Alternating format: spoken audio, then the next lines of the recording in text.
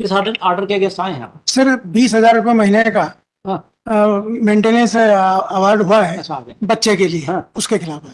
माननीय, मेरे द्वारा जब विचार न्यायालय के समक्ष भरण पोषण की याचिका प्रस्तुत की गई तो पत्नी का मेंटेनेंस निरस्त कर दिया गया, बच्चे का 20,000 अलाउ किया गया। उससे व्यथित हैं आप? जी माननीय। पत्नी को नहीं मिला इसलिए व्यथित हैं आप? जी। आपको ज्यादा हो गया? जी, अमाउंट ज्यादा हो गया जी।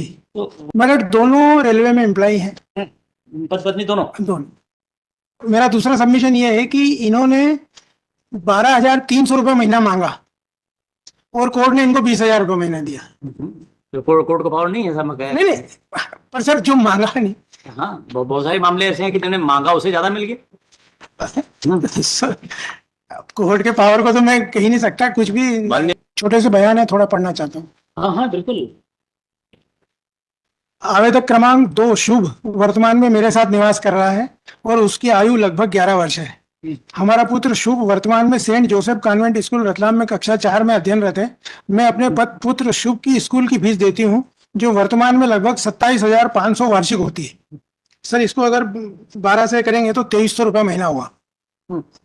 इसके अतिरिक्त तो उसके स्कूल आवागमन, यूनिफॉर्म, किताबों का खर्चा अलग से होता है जो फीस के अतिरिक्त लगभग 5,000 रुपये प्रतिमाह होता है। एवं हमारा पुत्र शुभ मेरे साथ ही किराए के मकान में निवास करता है एवं शुभ के खाने पीने अन्य गतिविधियों में लगभग 5,000 रुपये खर्च होता है। तो कुल इन्होंने इस तरह से 12,300 रुपये महीना मांगा है। इसके अतिरिक्त मैं भी अपने ऊपर राशि व्यय करती हूँ जो लगभग 15 से 20,000 रुपये प्रतिमाह हो जाती है क्योंकि मैं रेलवे में नौकरी करती हूँ और मुझे कार्यालय आना जाना पड़ता है एवं गृह कार्य हेतु नौकरानी भी रखी है। पैरा 2, मुझे रेलवे विभाग से लगभग 47,000 रुपये महीना प्रतिमाह वेतन प्राप्त हो रहा है एवं इस वेतन से मेरा एवं मेरे पुत्र का गुजारा अच्छे से नहीं हो पा रहा है क्योंकि मेरे साथ मेरे पुत्र की देखरेख करने के लिए मेरी माँ भी मेरे साथ रहती है जिसका खर्चा मुझे उठाना पड़ता है। मैं अपने पुत्र शुभ को अच्छे से पढ़ाकर बड़ा आदमी बनाना चाहती हूँ एवं स्कूल में प्रतिवर्ष फीस बढ़ जाती है। मुझे अपने एवं अपने पुत्र शुभ के भरण पोषण व्यय हेतु क्रमशः 30,000 रुपये एवं 20,000 रुपये प्रतिमाह, इस तरह कुल 50,000 रुपये प्रतिमाह की आवश्यकता है जिसे देने के लिए अनावेदक सक्षम है। अनावेदक भी रेलवे विभाग में सीनियर यंत्री के पद पर मुंबई में पदस्थ है एवं अनावेदक को समस्त कटौती के बाद 74,500 रुपये वेतन प्राप्त होता है। अनावेदक का वेतन पत्रक प्रदर्श P1 है एवं मेरा वेतन पत्रक प्रदर्श P2 है।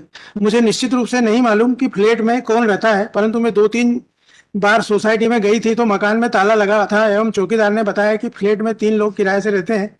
इस तरह अनावेदक फ्लैट से भी आय अर्जित कर रहा है।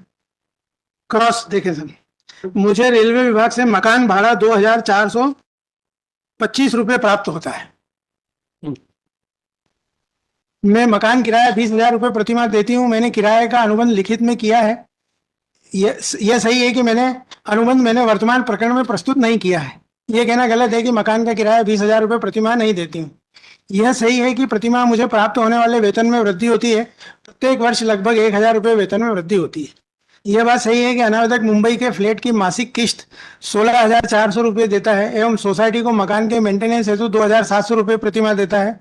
यह भी सही है कि अनावेदक महानगर पालिका मुंबई को मकान का टैक्स 800 रुपये प्रतिमाह अतिरिक्त देता है। यह कहना गलत है कि अनावेदक प्रतिमाह मकान की सफाई हेतु 1,000 रुपये व्यय करता है। पैरा 9 सर, यह कहना सही है कि अनावेदक पर अपने माता पिता का भी दायित्व है। यह कहना सही है कि अनावेदक नियमित रूप से अपने माता पिता को धनराशि देता है। स्वतः कहा कि अनावेदक की मां शासकीय सेवा में होकर आय अर्जित करती है। यह कहना गलत है कि मैं ऊपर प्रतिमाह 20,000 रुपये व्यय नहीं करती हूँ एवं मैंने घर में कोई नौकरानी भी नहीं रखी है। यह कहना गलत है कि मैं उभय पक्ष के पुत्र की पढ़ाई लिखाई के अतिरिक्त अन्य गतिविधियों से 5,000 रुपये प्रतिमाह व्यय करती। इसके बाद सर 14 नंबर देखें, ये 13 नंबर देखें। यदि अनावेदक हमारे पुत्र शुभ को अपने साथ रखकर उसकी पढ़ाई लिखाई भरण पोषण करना चाहे तो भी मैं अनावेदक को पुत्र देने के लिए तैयार नहीं हूँ। यह बात सही है कि अनावेदक ने हमारे पुत्र की संरक्षा प्राप्ति हेतु न्यायालय में आवेदन भी दिया है।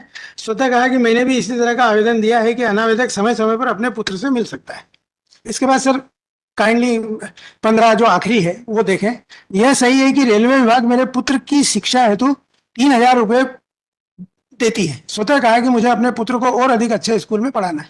तो सर इस तरह से इस सारी का कैलकुलेशन करेंगे तो इनको 5,425 रुपया रेलवे से मिलता है पुत्र की शिक्षा और मकान भाड़े के लिए और 12,300 रुपये इन्होंने मांगे हैं। ये 5,000 कहते 3,000 ये हो गया, और जी 5,400 कैसे हो गई? हाँ, 5,425, 2,425 जो है भाड़ा, और 3,000 रुपये महीना बच्चे की एजुकेशन का, ऐसा इनको 5,425 रुपये मिलते हैं।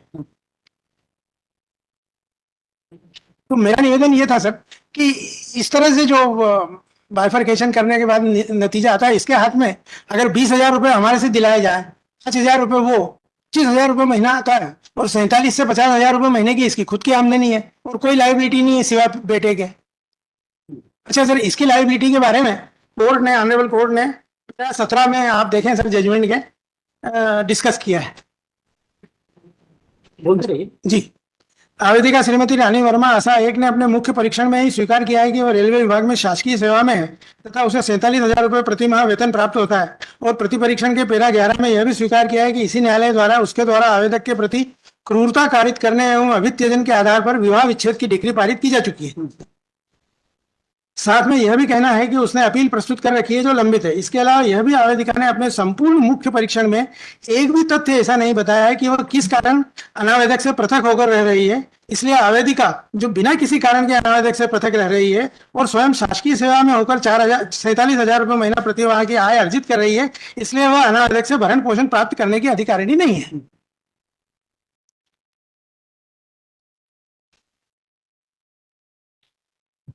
अब सर, इस संबंध में जो मजिस्ट्रेट महोदय ने जो कैलकुलेशन किया, उसमें उनको ये देखना था कि जो क्लेमेंट है, जो प्रार्थी है, उनकी आय कितनी है, और उसको उसमें एडजस्ट करने के बाद वो अपना निर्णय लेने के लिए मजिस्ट्रेट महोदय इम्पावर्ड है। साथ ही सर उसमें यह भी कहा है कि ये मैं पेश कर रहा हूँ कि लग्जरियस लाइफ के लिए भरण पोषण नहीं है। भरण पोषण आपको अपनी वेग्रेंसी को दूर करने के लिए मिलता है, जो कि मैंडेटरी, मतलब जो जरूरी है। अब सर इन्होंने अभी रिसेंट बलेनो खरीदी है, they are enjoying luxurious life, और हमसे मेंटेनेंस मांग रहे हैं। और कुछ? सर इसके अलावा ये खुद भी आया है, इसकी स्थिति को 1-2 मिनट आप सुन लें तो। नहीं नहीं, बिल्कुल नहीं सुनेंगे जी। What for you are here? जी जी।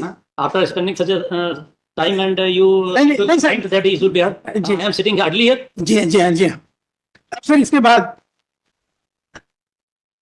जो स्थिति है वो ये है कि आज रानी वर्मा को करीब 25,400 मिल रहे हैं। तो मेरा आपसे निवेदन जो करबद्ध है वो ये है कि इसको सर रिड्यूस करके रीजनेबल किया जाए, या जितना मांगा है उतना दिया जाए। नेक्स्ट।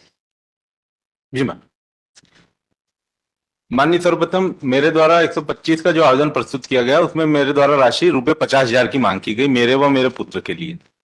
इसमें माननीय इन्होंने जो अभी कथन पढ़ के बताया, उन कथनों में भी जो रानी वर्मा के कथन हुए हैं, तो उसमें इन्होंने पैरा नंबर 3 में स्पेसिफिक बताया कि मैं अपने पुत्र शुभ को अच्छे से पढ़ाकर बड़ा आदमी बनाना चाहती हूँ एवं स्कूल में प्रतिवर्ष फीस बढ़ जाती है। मुझे अपने पुत्र शुभ भरण पोषण है तो क्रमशः 30 और मुझे 20,000, इस प्रकार कुल 50,000 रुपए चाहिए।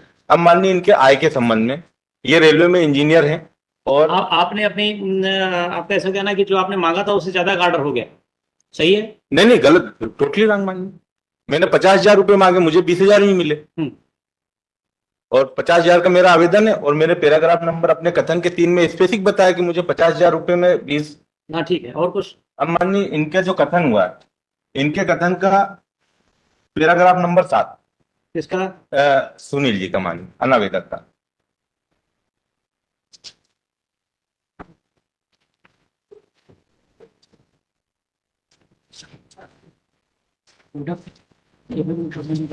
अब आपने फाइल किया? हाँ माननीय, मेरे इसमें फाइल है 77.1 में।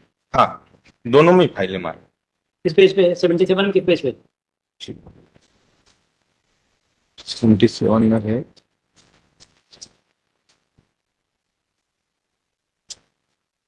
पेज नंबर 32 माननीय, पेज नंबर 32। हाँ, सुनील वर्मा जी माननीय। 32 माननीय, पैराग्राफ नंबर 7।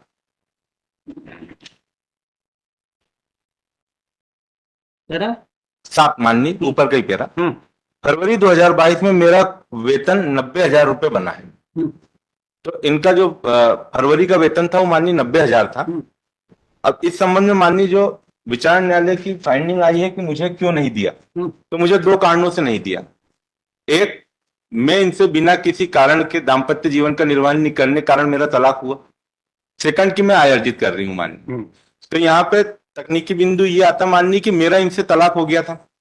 तलाक होने से जो बाद में साथ रहने की बात है वो खत्म हो जाती माननीय। इस संबंध में विस्तृत जो है नितिन शर्मा विरुद्ध सुनीता शर्मा का जजमेंट भी माननीय कि अगर तलाक हो गया है तो साथ रहने की बात को समाप्त करते हुए भरण पोषण की राशि देनी माननीय। और इसी के संबंध में माननीय दूसरा जो अध्यक्ष जजमेंट पे अपना किसकी तरफ से दिया है, किस आइटम में दिया और पैरा? जी माननीय। हाँ लिख दीजिए। हाँ, आपको नहीं मिला इससे व्यथित हैं आप जी, लड़की को ज्यादा मिला ये इधर इससे व्यथित है ये। हाँ। और सेकंड बात माननीय कि मैं तनख्वाह अर्जित कर रही हूँ, इस कारण से मुझे नहीं दिया जाए। तो इसमें माननीय विस्तृत जजमेंट है रजनीश वर्सेस नेहा का, पेज नंबर 42 पे। यदि पेज नंबर और पैरा दोनों जी माननीय आय इनकम भी है तो भी अपनी लाइबिलिटी से मुक्त नहीं हो सकते ये, और इनको पेमेंट देना पड़ेगी। थर्ड माननीय, कितना देना है,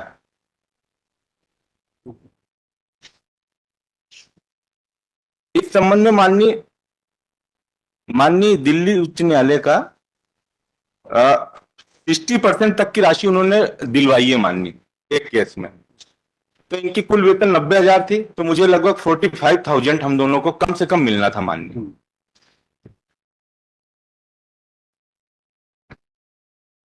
और कुछ?